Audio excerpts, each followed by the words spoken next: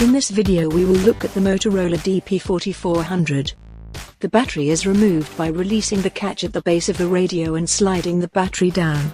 The belt clip can be removed by releasing the catch at the top of the battery and sliding it upwards off the battery.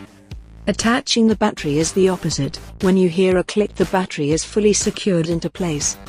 On the side of the radio there are 3 programmable buttons. These are usually left unassigned but can be configured if needed. The largest button is the PTT, which when pressed allows the user to talk. Release the PTT when you have finished speaking and await reply. To power on the radio, rotate the volume switch clockwise and set to the desired audio level. Wait for a short series of beeps and the radio is ready to use. The channel switch can be used to select the desired channel. Some events require a multi-zone radio. A standard 16-channel radio can have a further 16 channels in a second zone, which if enabled can be accessed by holding down the orange button. A short series of beeps confirms the zone change has been successful.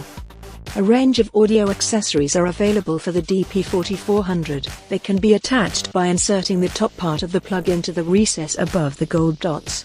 Tighten the thumb screw finger tight and the accessory is good to go.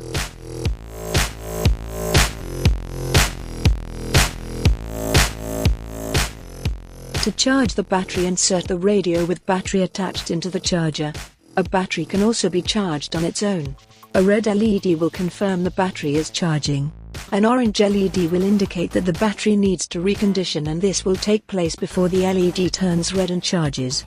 The LED will flash green when the battery is 90% charged and turn solid green when the battery is 100% charged.